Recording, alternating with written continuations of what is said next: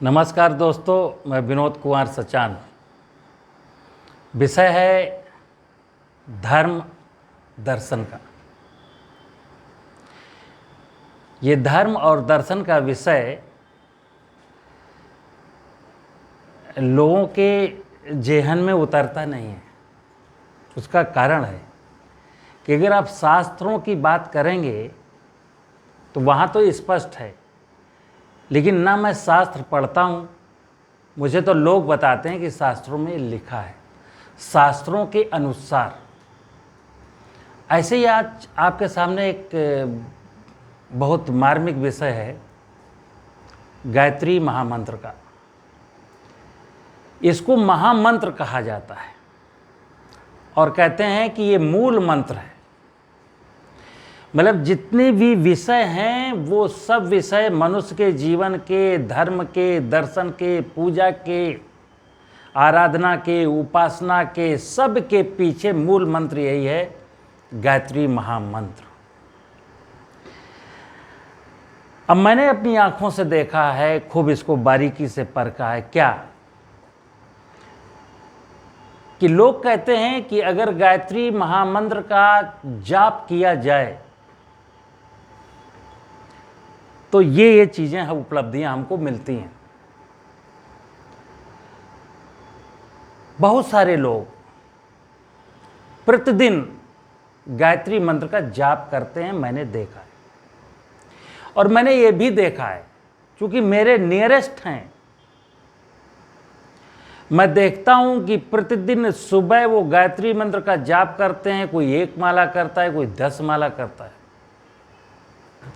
और माला करते समय एक बात आपको ध्यान बता दूं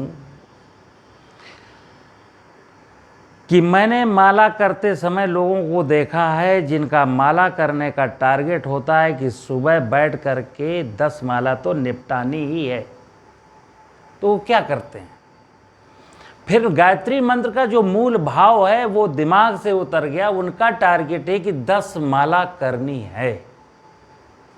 तो उसमें क्या होता है, ओम भूर्भुवः स्वः शिवितुर्वरेण्यं भर्गो देवस्य धीमहि धियो यो न प्रचोदयात्। ओम भूर्भुवः स्वः शिवितुर्वरेण्यं भर्गो देवस्य धीमहि धियो न प्रचोदयात्। और गुड़िया खिसकाते जाना, माला करते जाना, गुड़िया खिसकाते जाना, माला करते जाना।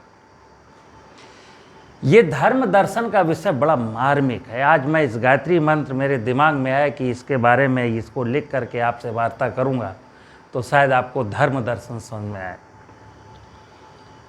किसी भी मंत्र को जपने का, किसी भी मंत्र का हमारे जीवन से क्या रिश्ता है, अगर ये मैंने नहीं सुनिश्चित किया तो मंत्र के जाप से कुछ भी होने वाला नहीं है। और यही हो रहा लोगों के साथ। तो लोग क्या देखे, मैंने ऐसे भी लोग देखे कि कुछ दिन वो गायत्री उपासना में लीन रहे, 4 साल 5 साल, फिर देखा मेरे जीवन में कोई फर्क नहीं पड़ा, तो उसी उपासना में चले गए। फिर कभी हनुमान चालीसा में घुस गए, फिर नास्तिक हो गए। यानी 10 साल आस्तिक थे और जब उनको कुछ नहीं मिला तो फिर वो नास्तिक हो गए। गायत्री जो महामंत्र है, अगर उसको समझ लिया जाए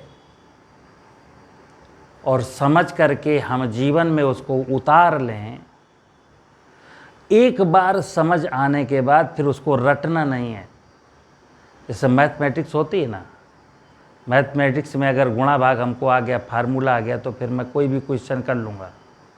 अगर मैंने रटा है कोई एक फार्मूला कि 9 का 7 में गुणा करने पर इतना आता है, तो फिर 9 का 7 में गुणा करने पर इतना आता है। किसी ने बोला कि 13 का 7 में गुणा करने पर क्या आएगा, फिर मुझे वो नहीं मालूम।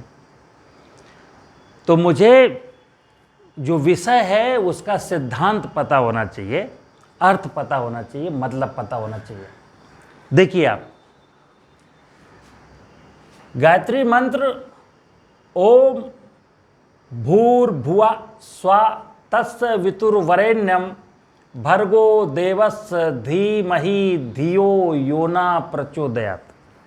अभी तो संस्कृत में हो गया, मंत्र हो गया।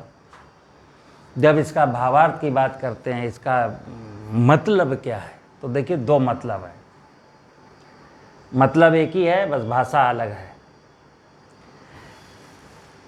कि सृष्टि की रचना किसी न किसी ने तो की है, मैंने तो की नहीं है।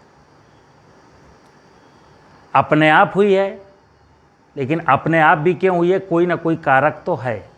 सृष्टि की रचना के पीछे कोई कर्ता धर्ता है। तो हम इस मंत्र के माध्यम से क्या करते हैं, कहते हैं सृष्टिकर्ता जो भी है, सृष्टिकर्ता यानी सृष्टि का रचयिता जो भी है, वो प्रकाशमान है, उसको हम परमात्मा कहते हैं। उसके अंदर तेज है।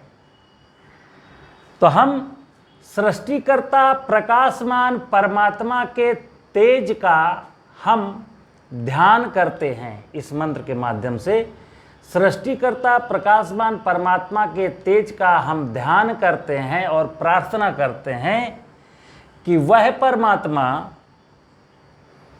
परमात्मा का वह तेज हमारी बुद्धि को, हमारे ब्रेन को सत्य के मार्ग पर चलने के लिए प्रेरित करे। तो यहां विषय क्या आया कि वो सर्वशक्तिमान परमात्मा का मैं ध्यान करता हूं और उसे प्रार्थना करता हूं कि वो परमात्मा मेरी बुद्धि को सत्य के मार्ग पर चलने के लिए प्रेरित करे। दूसरे रूप में क्या समझते हैं इस गायत्री महामंत्र को, उस प्राण स्वरूप, प्राण स्वरूप क्या, मेरे कहते हैं ना प्राण, मेरे प्राण पखेरु निकल गए, उड़ गए, मैं मर गया, मेरे प्राण, उस प्राण स्वरूप, इस शरीर के अंदर जो प्राण का स्वरूप, उस परमात्मा का स्वरूप मेरे अंदर क्या, प्राण के स्वरूप में, उस प्राण स्वरूप दुख नाशक, समझना बात, वो हमेशा दुखों को नाश करने वाला है। प्राण स्वरूप दुख नाशक सुख स्वरूप हमको सदैव सुख देने वाला है। वो दुख देता नहीं है, दुख नाश करता है। उस प्राण स्वरूप दुख नाशक सुख स्वरूप श्रेष्ठ, इस ब्रह्मांड में सबसे अधिक श्रेष्ठ, सबसे अधिक तेजस्वी, पापनाशक यानी मेरे पापों का नाश करने वाला, देव स्वरूप सब कुछ देने वाला परमात्मा, जिसका नाम क्या है, परमात्मा। प्राण स्वरूप है, दुखनाशक है, सुख स्वरूप है, श्रेष्ठ है, तेजस्वी है, पापनाशक है, देव स्वरूप है। उस परमात्मा को हम अंतःकरण में धारण करें। अंतःकरण मतलब आध्यात्म का विषय हो गया। शरीर के अंदर का जो अंतःकरण है उसमें हम धारण करें किसको, उस परमात्मा को जो सबसे ज़्यादा श्रेष्ठ है, तेजस्वी है, पापनाशक है, दुखों को हरने वाला है। अंतःकरण में धारण करें और वह परमात्मा हमारी बुद्धि को सत्य की राह पर चलने के लिए प्रेरित करे। अब इस गायत्री मंत्र में क्या है, एक विषय आता है कि मैं जीवन में एक अभ्यास ये करता हूं कि वो परमात्मा, उससे मैंने एक बार प्रे किया, प्रार्थना किया क्या, कि हे परमात्मा मेरी बुद्धि को सत्य के मार्ग पर चलने के लिए प्रेरित करो। लेकिन मेरा मन, मेरे शरीर की ज़रूरतें, मेरे अपने निजी स्वार्थ, कई बार वो परमात्मा अंतःकरण में जिसको आपने धारण कर लिया, मैंने लिखा है ना, उस परमात्मा को अंतःकरण में धारण करें, धारण हो चुका, धारण है और आपको प्रेरित करता है सत्य के मार्ग पर। उससे प्रार्थना कर रहा था ना, सत्य के मार्ग पर चलने की ओर प्रेरित करे, वो प्रेरित करता है। जब भी आप कोई गलत काम करने जाते हो अपने शरीर, निजी स्वार्थ के लिए, किसी की ज़मीन हड़पने जाते हो, किसी घर में चोरी करने जाते हो, किसी के साथ कपट करते हो, किसी का लिया हुआ पैसा लौटाने का मन नहीं करता है, तो वो प्रेरणा देता है, प्रेरित करता है कि ये तू गलत कर रहा है। बस यहीं पर आकर के मैं रुक जाता हूँ। क्या 10 बार मतलब एक 10 माला का मतलब है एक माला में 108 गुरिया होती है। और सुबह सुबह बैठ कर के मैंने गायत्री महामंत्र की 10 मालाएं की, यानी कि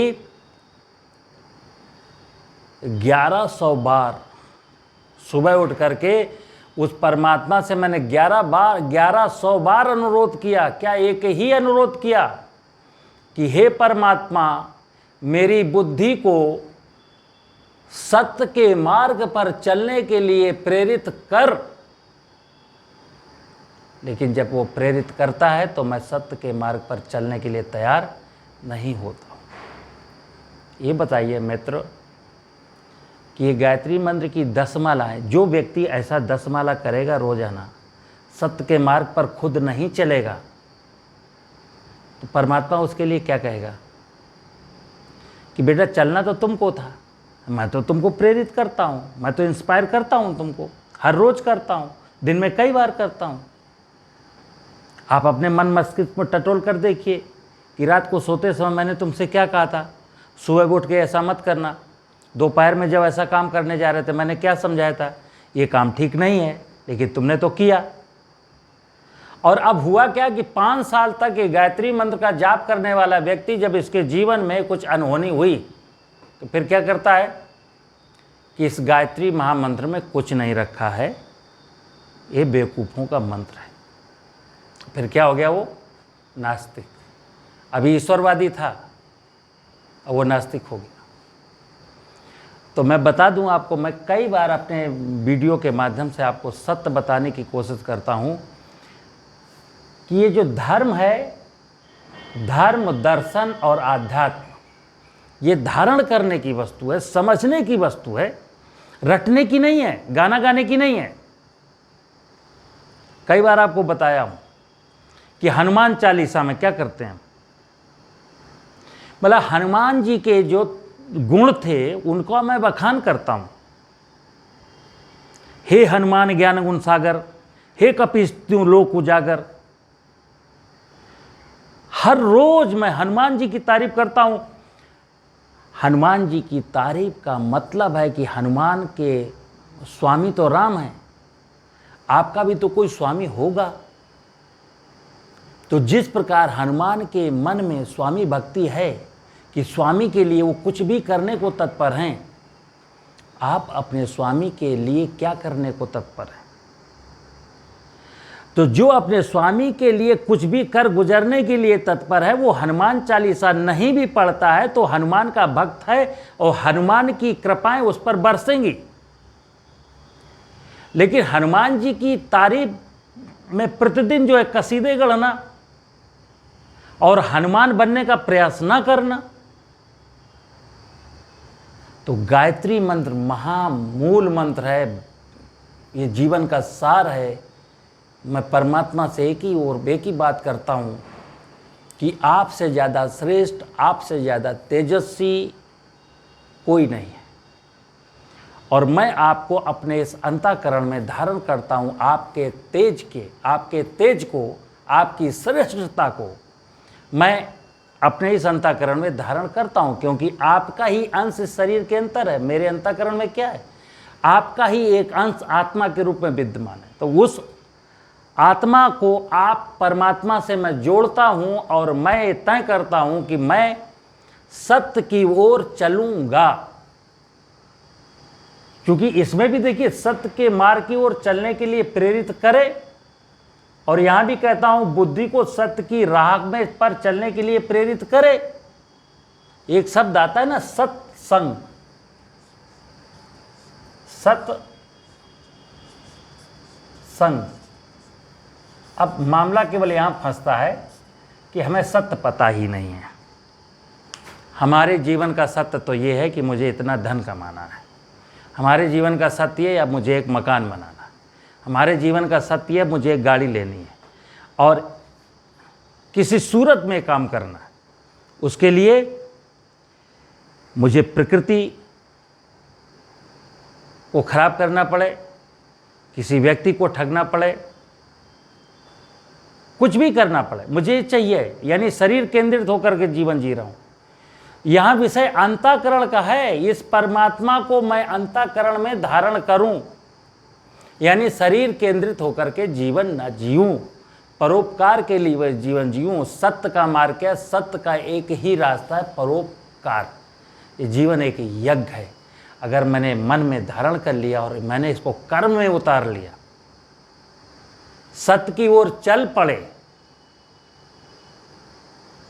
तो इस महामृत्युंजय मंत्र को एक बार ध्यान करना है और इसका जो भावार्थ है उसको अपने जीवन में उतार लेना है।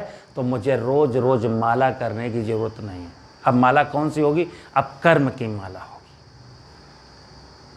अगर आपको मेरी बात पसंद आई हो तो जरा समझने का प्रयास करें। ये बहुत गूढ़ विषय था। नमस्कार, जय हिंद, जय भारत।